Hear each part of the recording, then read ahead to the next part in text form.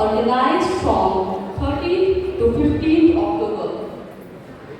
A very graceful and delightful morning to all, especially our Honorable Chairman of Mandakan Natho Group of Institution, Mr. Mandakan Natho Sir, Trustee Members, Mr.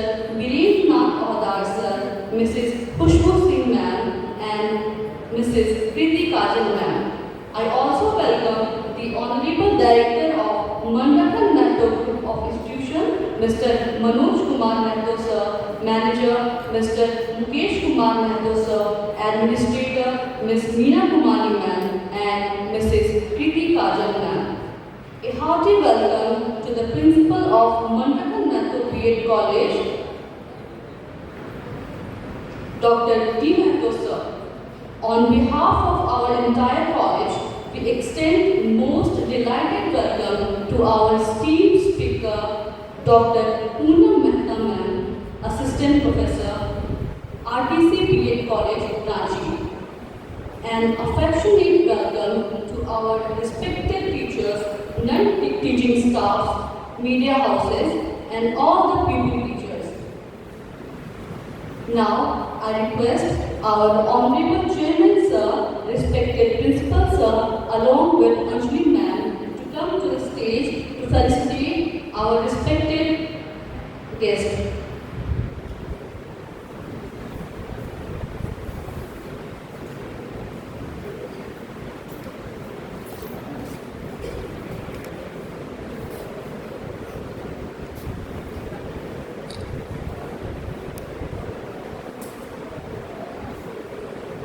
Shawl is a gesture of warmth and respect.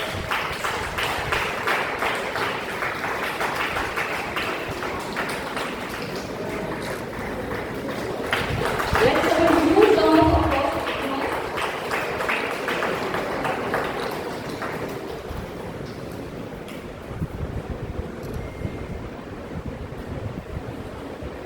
Thank you, sir.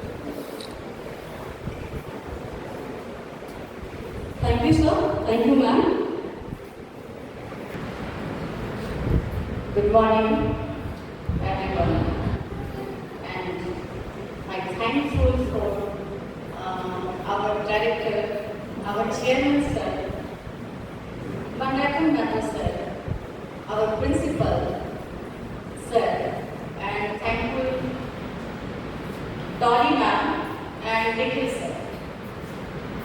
मतलब आज हम यहाँ देखेंगे कि हमारे इस society में 21st century actually क्या है कि हम लोग 19 का दशक पार कर रहे हैं, 20 का दशक पार कर रहे हैं, कि 21st सेंचुरी है, यानी कि हम मॉडर्न सोसाइटी में जी रहे हैं।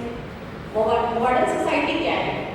मॉडर्न सोसाइटी अर्थात कि आज डिजिटल टेक्नोलॉजी स्किल्स, हम लोग टेक्नोलॉजी आज की युग में एक मॉडर्न युग कहने से ये नहीं होता है कि केवल वो मॉडर्न ड्रेसेस कर लें, अपना स्किल को भी वो समझने के बहुत पास हो गए, अपने स्किल्स को समझने और स्किल के साथ किसी इंसान का डेवलप करना, ये बहुत बड़ी बात आज इस युग में पढ़ेंगे लिखेंगे, जैसे कहते हैं ना कि पढ़ेंगे लिखेंगे तो बनोगे नवाब और खेलोगे कूदोगे तो बनोगे खिलाफ, ऐसा भी कुछ नहीं है।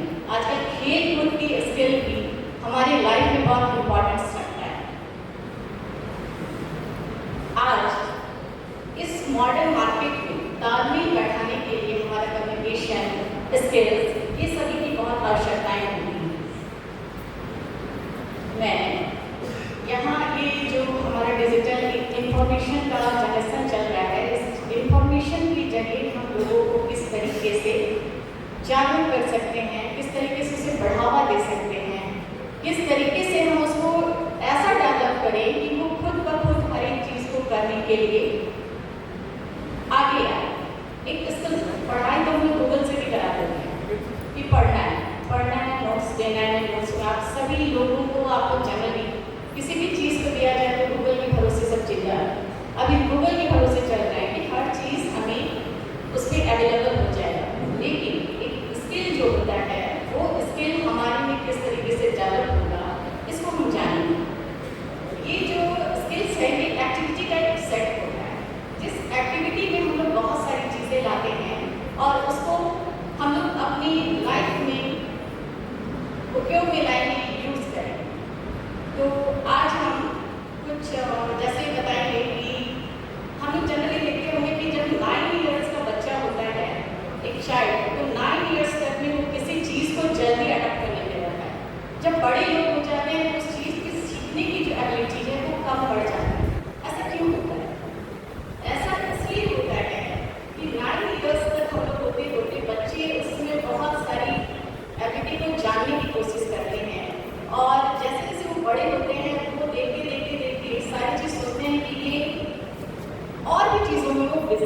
जाते हैं।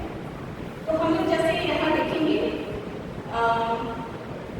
कि हम लोग इसको 3 पार्ट्स में बांटते हैं।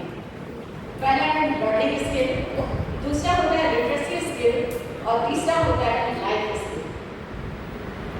लर्निंग स्किल में क्या होता है कि आज स्टूडेंट इम्पॉर्टेंट वर्क में इन्वायरमेंट में जाकर के साथ एडजस्ट होने की कोशिश करते हैं और उसमें सुधार के लिए मेंटल एबिलिटी की सीखते हैं। अब इसमें हम लोग 4 पार्ट्स देखेंगे, लेकिन इससे पहले ना मैं कुछ एक बेसिक चीज़ को बताऊँगी। यहाँ इंट्रोडक्शन में मैंने बहुत सारी चीज़ें यहाँ पे लिखा हुआ है, ये विजिबल है, आप सभी देख सकते हैं। लेकिन इस तरीके की ये तो हम सभी जानते हैं कि आप किसी चीज़ को कैसे तैयार करते हैं गूगल की सहायता से, बहुत सारी चीज़ों के ये एक प्रेजेंटेशन जो है ये इंट्रोडक्शन सेक्शन में यहाँ लिखा हुआ जरूर है, लेकिन मैं चाहूँगी कि आपको एक यूजुअल जो होता है हम लोग एक लाइफ को कैसे जिएंगे एक जनरल भाषा में सीखने की कोशिश करेंगे कि नेचुरल तरीके से वो कैसे हो सकता है। तो सबसे पहले हम कुछ बेसिक चीज़ों को जानेंगे। इसमें कुछ पॉइंट्स होंगे: me, we, why, will, wiggle, vowel and होता है व्हाट इफ। तो सबसे पहले मैं मी में जाऊँगी। मी क्या अर्थात मैं मुझे अपने आप को जानना है। मैं हूँ, आज मैं यहाँ हूँ, आप लोगों के सामने समक्ष होकर मैं कुछ बोलना चाह रही हूँ। मैं अपनी आइडेंटिटी को जान पा रही हूँ, मैं आपको समझा पाऊँगी, इस चीज़ को भी मुझ पर भरोसा है। मैं इस चीज़ को कर सकती हूँ कि आज मैं आपके बारे में बताऊँगी और मैं जो बताऊँगी हो सकता है आप मुझसे सीखेंगे। इसमें क्या होता है कि सबसे पहले मैं अपने आप को समझूंगी और मेरे लिए सेल्फ मोटिवेशन, सेल्फ कंट्रोल कितना है उसके बारे में जानूंगी। जैसे मैनेजमेंट एक प्रोफेसर थे पीटर ड्रकर, जिन्होंने कहा self management is the biggest of 21st century. ये किसी का कथन नहीं है। सेल्फ क्या होता है, जब तक हम अपनी एबिलिटी को नहीं जानेंगे तब तक हम किसी को शिक्षित या किसी को ज्ञान नहीं दे सकते। इसीलिए सबसे पहले अपने आप में कॉन्फिडेंस लाइए कि मैं इस चीज़ को कर सकती हूँ। दूसरा होता है वी। इसमें हम दूसरे के फीलिंग्स को जानें। जब तक हम दूसरे के फीलिंग्स को नहीं समझेंगे तब तक हम उसके बारे में कुछ भी बता नहीं सकते। अब हम अपने फीलिंग से किसी को बताते हैं। जैसे एग्जाम्पल आप एक स्टूडेंट्स हो, चाहे हर एक लोगों में इमोशंस है। इमोशंस है तो इमोशंस में क्या होता है कि सबसे पहले सपोज मैं रो रही हूँ तो हो सकता है वो किसी और की इस फीलिंग में वो भी मेरे साथ फील होता है। मैं किसी काम को कर रही हूँ तो वो भी किसी काम को कर रहा है। अगर मैं खुश हूँ तो वो भी मेरे साथ खुश है। और तो इसी तरीके है कि हम उसे क्या सिखा रहे हैं। सिखाने में होता है कि मैंने आज इस तरीके से यहाँ देखा, मैंने जो एक्टिविटी देख रही हूँ उस एक्टिविटी मैंने किसी चीज़ को कुछ सीखा, उसके बाद आप उस चीज़ को देखें, हो सकता है आप उससे कुछ सीखें। फिर सीखने का टाइम है, इसलिए वहाँ हम लोग मिलते हैं। और इसमें जैसे क्या होता है, फीलिंग्स ऐसा चीज़ है कि हम बिना बोले ही अपने इमोशंस या जो चीज़ सिखाना चाहते हैं उसको सिखा रहे हैं। अब हम बड़ों बच्चों को तो बहुत कुछ बोलना पड़ता है, लेकिन छोटे बच्चे क्या होते हैं, अगर आप वरी हैं, दुखी हैं, तो हो सकता है वो देख के आपको दुख में है, या फिर आपको रोता देख रहे हैं तो रोए, आपको खुश दिख रहा है तो खुश हो। ये सारी एक्टिविटी इसी बेस पे चलता है।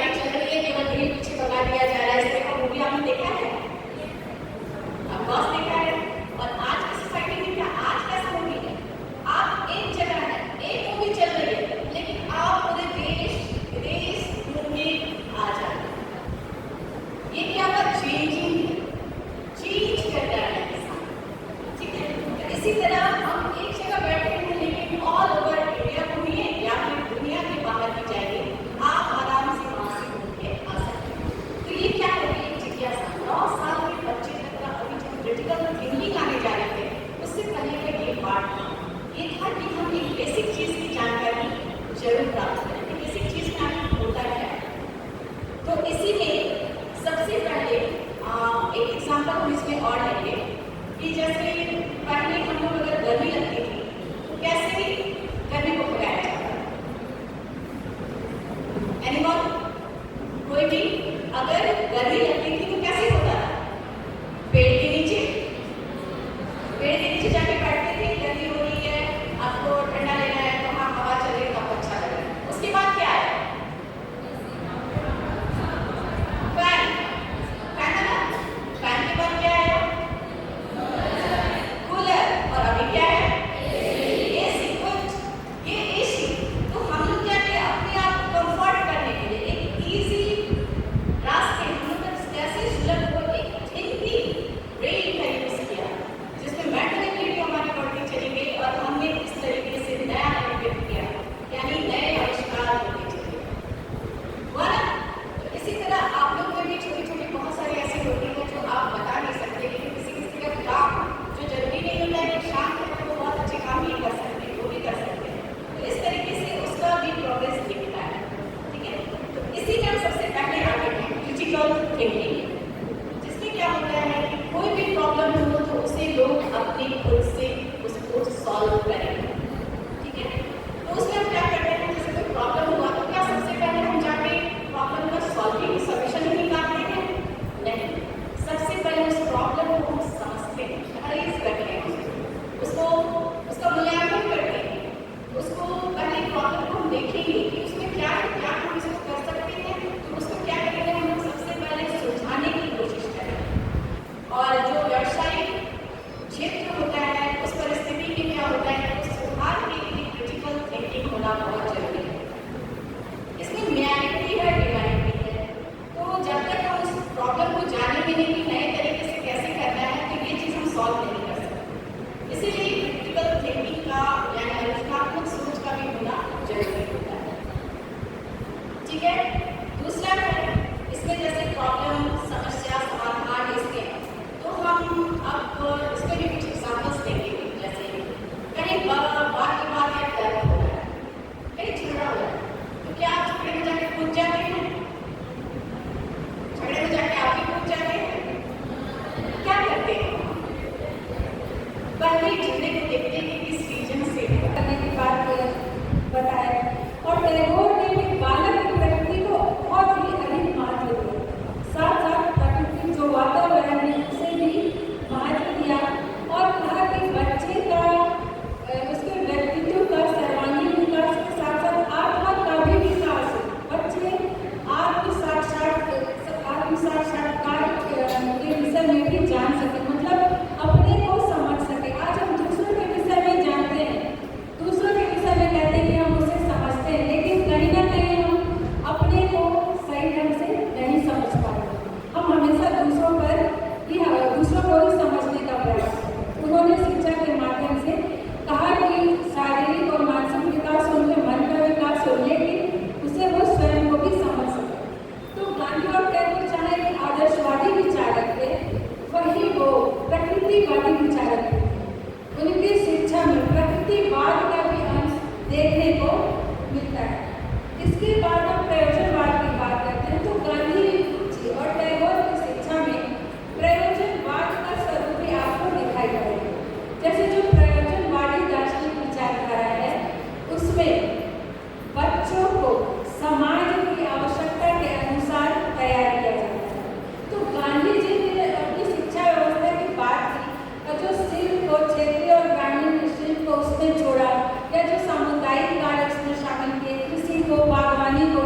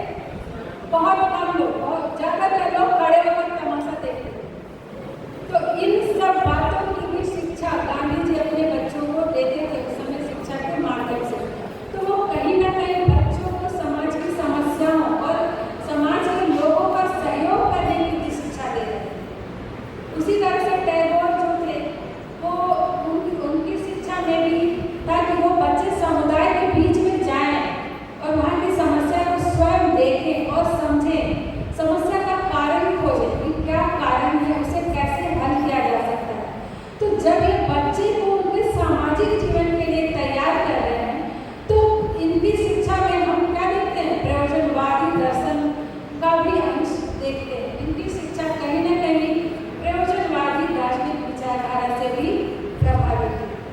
इसके बाद एक दर्शन मैंने बताया था यथार्थवाद। यथार्थवाद क्या है? हम जो देखते हैं हम उसी पर विश्वास करते हैं, किसी पुराने सत्य पर या किसी सिद्धांत पर विश्वास नहीं करते हैं।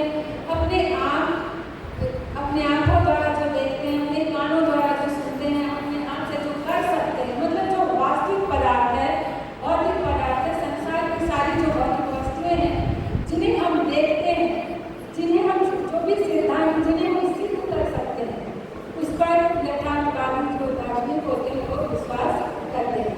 तो जब गांधी जी और टैगोर दोनों ने कर के सीखने पर और अनुभव द्वारा सीखने पर बल दिया, तो कहीं ना कहीं उन्होंने यथार्थवाद की ही बात की कि बच्चे स्वयं अपने ज्ञानेंद्रियों द्वारा कार्य को करें और उससे संबंधित अनुभव प्राप्त करें और उसे सीखें, समाज के बीच में जाएं, वहाँ स्वयं देखें और फिर उसका हल खोजें, उसका हल करें।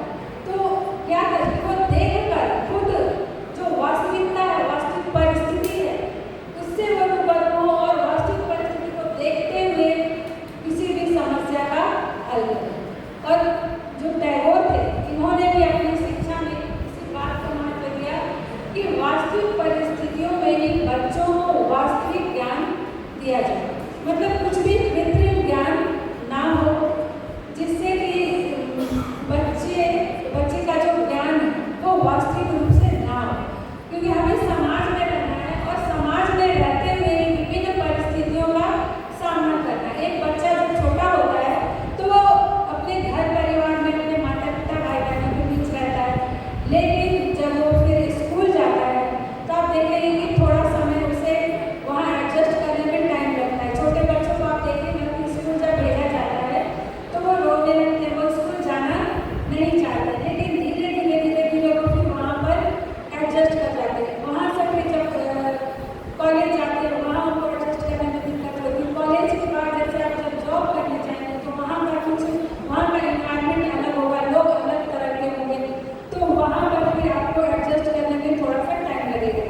जो खुद को हर एक परिस्थिति में एडजस्ट कर लेते हैं वो तो सर्वाइव कर जाते हैं, लेकिन अगर एडजस्ट नहीं कर पाते हैं या फिर बहुत सारी समस्याएं उनको समझ में नहीं आता है उसका समाधान किस प्रकार से करें, तो कहीं ना कहीं वो फिर क्या करते हैं? वहाँ से पलायन कर जाते हैं।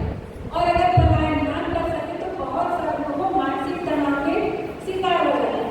इसलिए इन दोनों ने बच्चों को बचपन से ही वास्तविक परिस्थितियों में रखकर शिक्षा देने की बात कही, जिससे कि वो अपने जीवन में जहाँ कहीं भी जिस परिस्थिति में भी जाए खुद को एडजस्ट कर सकें। तो इस तरह से इनकी शिक्षा में हम देखते हुए कह सकते हैं कि ये एक आदर्शवादी विचारक तो थे, प्रकृतिवादी भी थे, प्रयोजनवादी भी थे और आदर्शवादी भी थे। और ऐसा लगता है कि तो आप जितने भी थिंकर्स के विषय में पढ़िए, चाहे वो वेस्टर्न हो या इंडियन हो, सब की शिक्षा में थोड़ा थोड़ा अंश जरूर होता है और प्रत्येक व्यक्ति के विचारों में कहीं ना कहीं ये दर्शन जरूर देखने को मिल जाता है। ये जो दार्शनिक विचारधारा है जरूर देखने को मिल जाती है। तो आशा करती हूँ मैंने अपनी बातों को आपके समक्ष अच्छे से प्रस्तुत किया होगा। और शायद ये सेकेंड सेशन भी था, फर्स्ट सेशन में तो होता है जब हम स्कूल जाते हैं, कॉलेज जाते हैं, तो फर्स्ट हाफ तक सबको थोड़ा बहुत ज़्यादा एनर्जी होता है, लेकिन जब लंच के बाद का जो टाइम जो होता है तो बच्चे थोड़े से सुस्त हो जाते हैं। तो उसी तरह से बच्चों को देख के भी लग रहा है कि नहीं, वो आपको सुनते सुनते थक चुके हैं। मुझे आशा है कि मैंने अपनी बातों को आपके सामने अच्छे से प्रस्तुत किया होगा और गांधी और टैगोर के बाद के शिक्षा से संबंधित जो विचार थे, उनकी शिक्षा व्यवस्था में बालकों को ध्यान में रखकर जो व्यवस्था की गई है उसे मैं अच्छे से समझा पाई हूँ। इसी आशा के साथ मैं आप सभी को धन्यवाद देना चाहती हूँ, इस विद्यालय के प्रबंधन को, प्रिंसिपल सर को, शिक्षकों को, जो मैनेजिंग स्टाफ को और छात्रों को, जिनके सहयोग से मैं अपने विचारों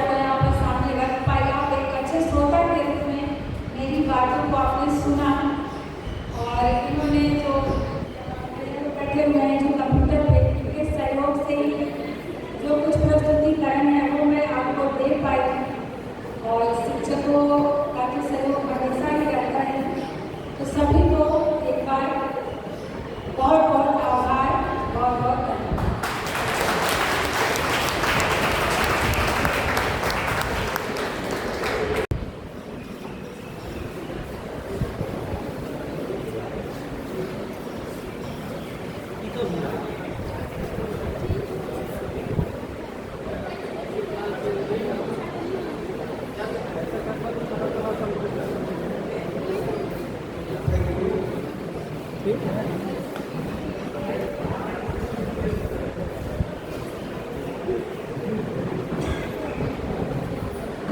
आज सच में दिल खुशी से भर गया, क्योंकि इतने सम्मानित विद्वत जनों की उपस्थिति में बिताया गया यह समय किसी उत्सव से कम नहीं था।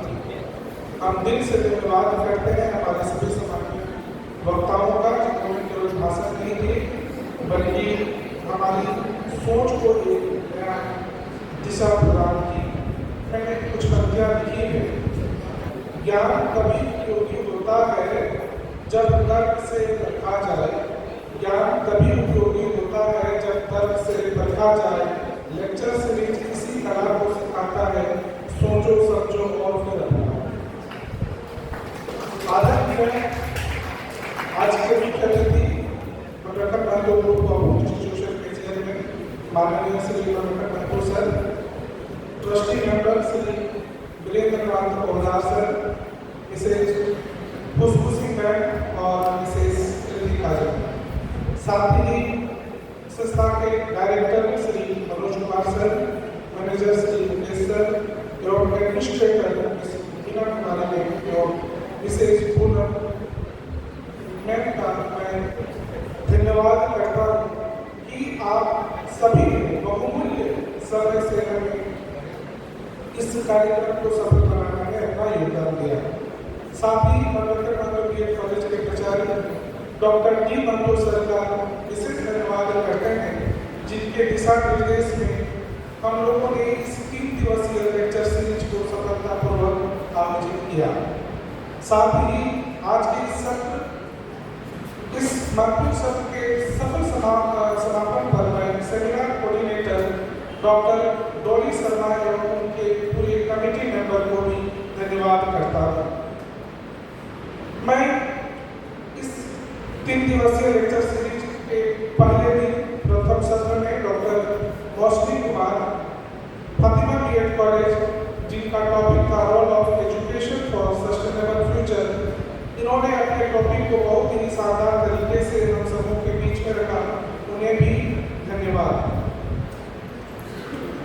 पहले दिन के दूसरे सत्र में डॉक्टर शर्मा त्रिपाठी मैम ने अपने टॉपिक लर्निंग करने के बारे में विस्तारपूर्वक बताया, इन्हें भी धन्यवाद।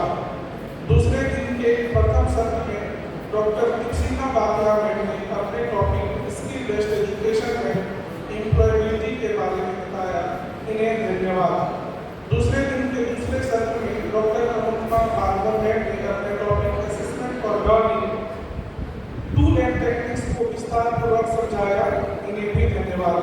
साथ ही आज के तीसरे दिन के प्रथम सत्र में डॉक्टर पूनम मेहता ने अपने topic the role of teaching skill of 21st century के बारे में और अंतिम पड़ाव में डॉक्टर नीलिमा कुमारी मैम ने अपने topic philosophy of India and western thinkers के बारे में बड़े ही विस्तारपूर्वक से बताया। अतः मैं सभी वक्ताओं को तहे दिल से धन्यवाद देता हूँ कि उन्होंने अपना बहुमूल्य समय निकालकर अपने ज्ञान के भंडार को हमारे बीच रखा। साथ ही मैं सभी व्याख्याताओं को भी धन्यवाद करता हूँ, जिनके सहयोग के बिना यह कार्यक्रम अधूरा था। मंच संचालन एवं तकनीकी सहयोग प्रदान करने वाले सभी सदस्यों को विशेष आभार, जिनके प्रयासों ने कार्यक्रम को व्यवस्थित रूप से आगे बढ़ाया। और अंत में हमारे सभी उपस्थित छात्र छात्राओं को धन्यवाद करता हूँ, जिनकी सक्रिय सहभागिता ने इस कार्यक्रम को सार्थक बनाया। धन्यवाद।